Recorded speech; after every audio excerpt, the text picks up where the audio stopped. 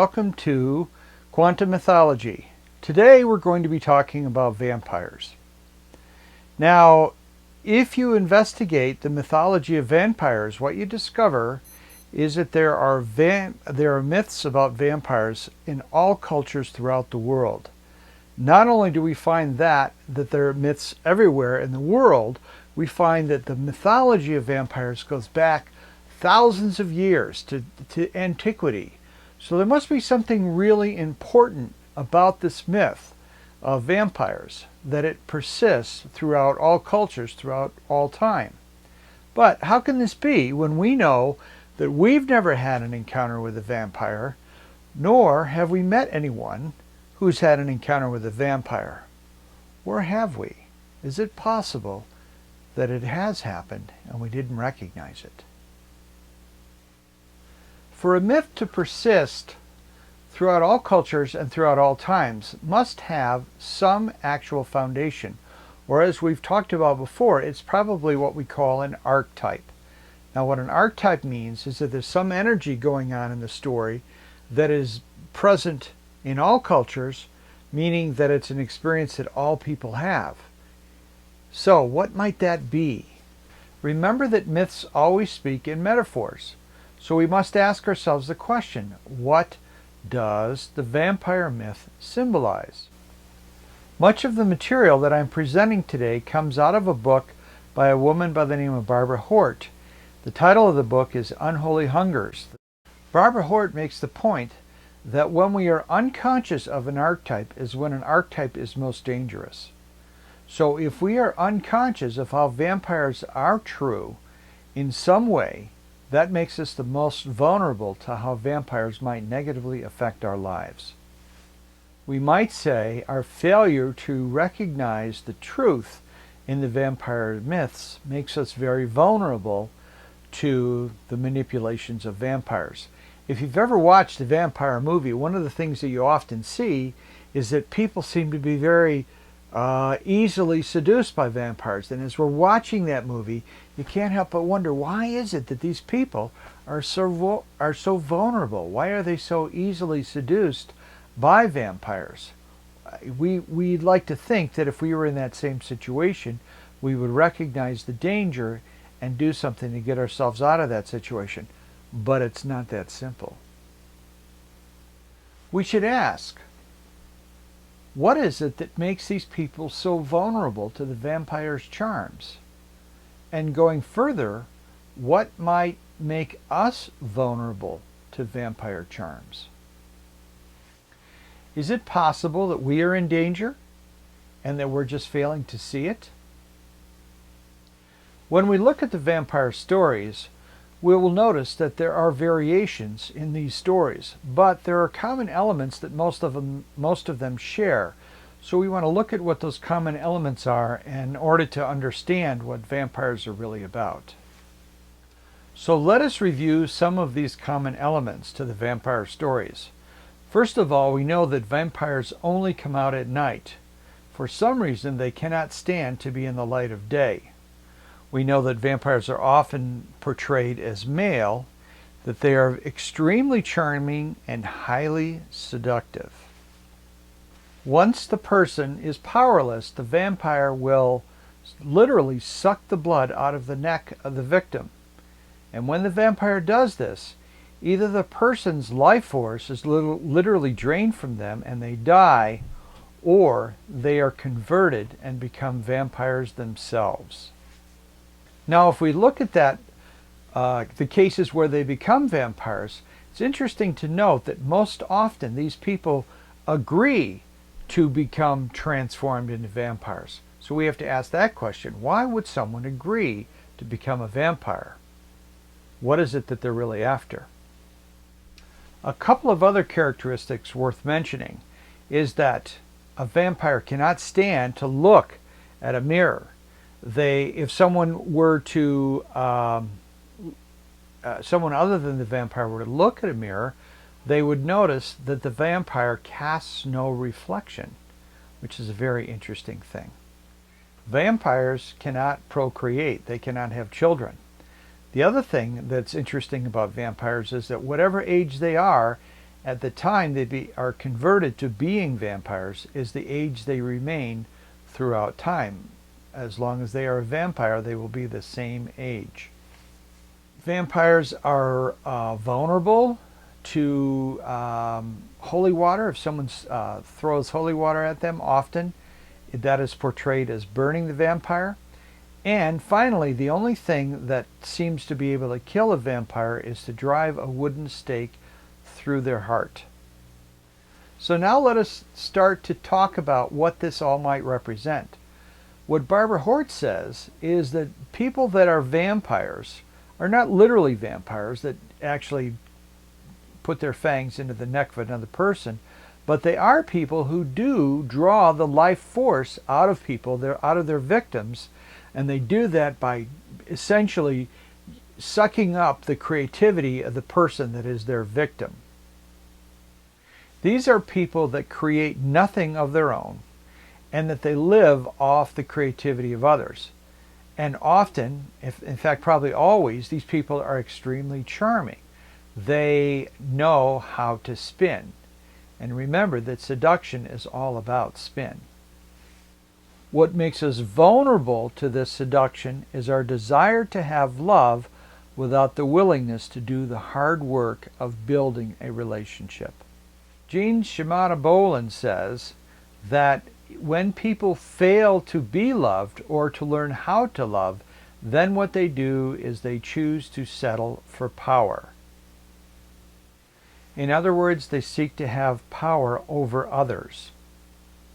Now, we have all known people that are exploitive.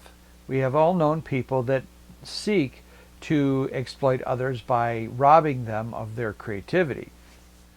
One of the traits that makes it possible for people to exploit others is to objectify their victims, to look at a person and to only take into consideration their beauty or their physical characteristics and to go after that rather than the person.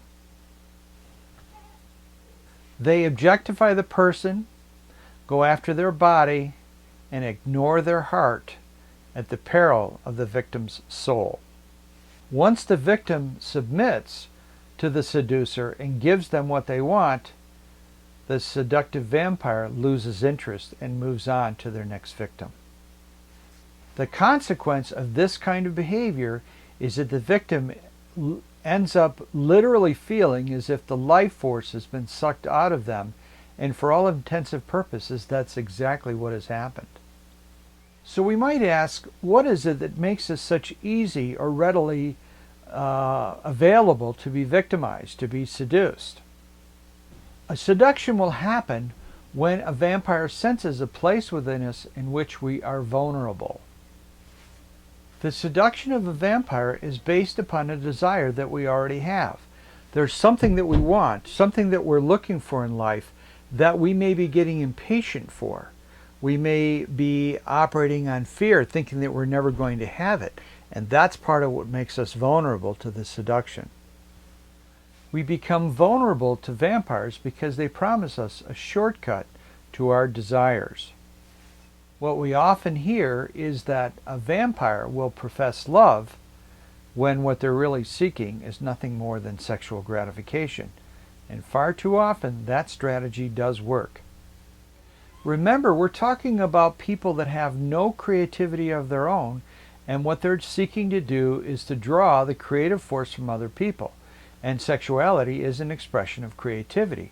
So sometimes it's as simple as that. When we understand that creativity is the underlying power in sexuality, we must eventually come to understand that when we seek sexual gratification through exploitation, all we're really doing is dispersing the juice of creativity and creating absolutely nothing.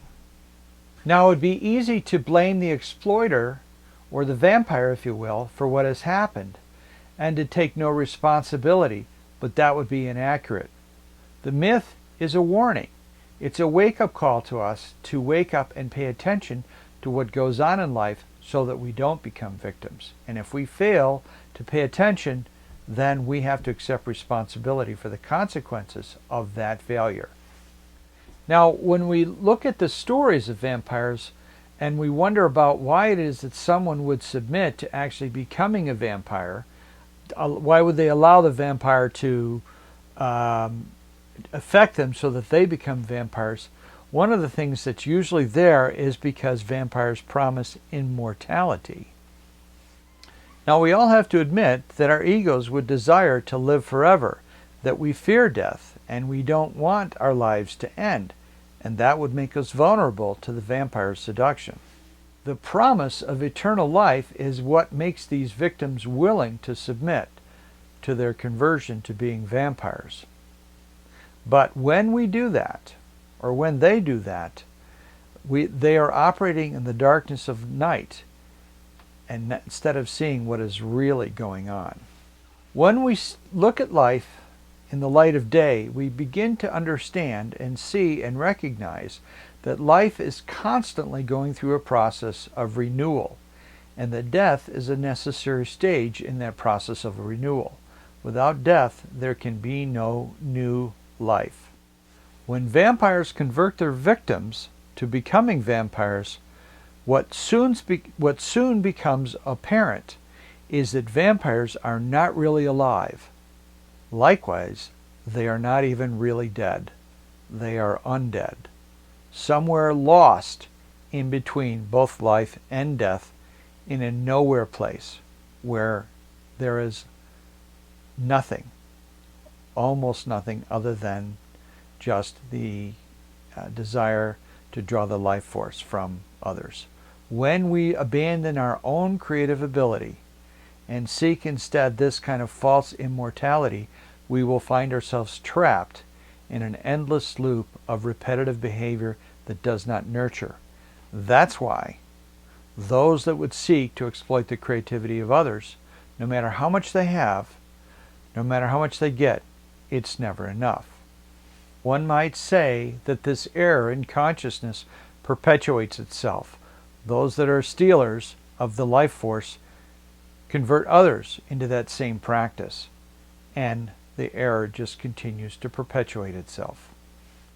This is why vampires cannot stand to look at mirrors, because when they look at the mirror, they see the reflection of themselves.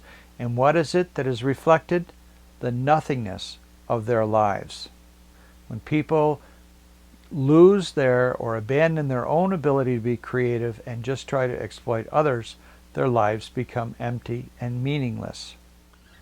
Sometimes we encounter vampires in relationships. Sometimes we encounter them in the marketplace or in businesses. But there's also times in which we encounter vampires in something as simple as friendships. Now, we have all had these kinds of experiences where we have a friend who always wants to come over and to cry and moan about the horribleness of their life. And yet, no matter what we suggest to them, they never take any advice from us. They just come over and complain. And they come back again and complain and come back again and complain. And when we have that kind of an encounter with that kind of person, we end up feeling exhausted because they are psychic vampires. They literally suck the life if we allow them to do that, while doing nothing to change their circumstances. So what might be valuable for us is to think about how can we begin to recognize when we're having an encounter with a vampire. Well, item number one would be whenever we have an encounter and at the end of the encounter we find ourselves feeling exhausted without any logical or reasonable explanation for that exhaustion. And that can happen on a date. It can happen in the marketplace. It can happen in friendship. Another sign might be that we feel depressed without any logical or reasonable explanation for why we're feeling depressed. Another symptom would be that we feel shamefully inadequate because none of our suggestions seem to have any power. But the problem is not in our suggestions. The problem is in the psychic vampire's unwillingness to do anything to change their circumstances, and we have to understand and recognize that difference. Now, to deal with vampires, it is necessary and appropriate that we keep our actions holy. Now, I want you to think about that word in two different ways. Think of it as W-H-O-L-L-Y as well as H-O-L-L-Y. Now, as far as W-H-O-L-L-Y, what we need to do is to make sure that in our interactions with others that all of our actions are whole and complete. Not just the actions of ourselves, but also the actions of other people. That we interact with each other in a whole way and attempt to make or take no shortcuts.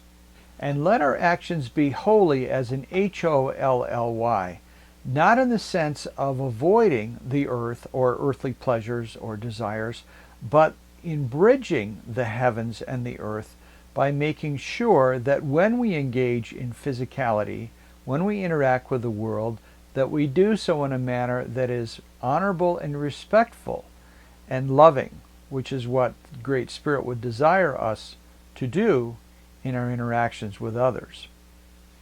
Let us bridge the heavens and the earth by having our actions be honorable and loving in all situations. We need to act with love and honor so that we can stand in the light of day and know that we have given our best to our interactions. And what about the wooden stake through the heart of the vampire? Well, first let us recognize that a wooden stake is like the wands in the tarot deck. Now, what wands represent is passion. So to grab a wooden stake and to drive it through the heart of a vampire is to reclaim, symbolically, our passion from those that would steal it from us. We must take our passion back by saying, "This is mine, and I am responsible to do something with this passion in this life, and I will no longer give my creativity away." Finally, it would be valuable for us to recognize that life is a game, and that game has a limit to it. The time of our lives is limited, and that is the nature of all things. Things have beginnings and middles and ends, and we need to accept that that is the natural order of things and to cooperate with that. I'm not saying we should go quietly into the dark night and not strive to live and to overcome our difficulties, but we need to accept the inevitability that no one lives forever. And if we can accept that, then we won't be vulnerable to the seduction of a vampire that makes unrealistic promises to us. We need to recognize that there is a greater story going on than just the story of our own individual lives and our own individual desires. To accept our mortality may serve a purpose that is greater than what we might know in this lifetime. Let us remember that to live forever might be just like what happens with the vampires, to live but not truly to be alive, to be stuck in the same place throughout eternity, which, to my way of thinking, is a form of living hell. So that's our myth for today. I want to thank you for once again listening. I hope that you found some interesting points in this talk today. I want to ask you to support this class by leaving comments on YouTube. It also is helpful to subscribe to the YouTube page, and all that does is basically set you up to receive notifications of when the next video will be out. But it helps to build my sense of presence on YouTube so that my teachings can become more available to other people. It doesn't cost you anything to do this. And finally, I would ask you, if you like what I'm doing here, to please recommend to your friends to give it a look. Even if it's not for them, we never know who it might be right for and who it might not be right for. Let them decide for themselves, and I would appreciate your support in that manner. So again, thank you. The next myth that I'll be discussing will be heroes, like in comic book heroes or heroes on the TV show, and I think you will find that one equally interesting. So thank you again for watching today, and I look forward to presenting to you the next class a few weeks down the road. So goodbye.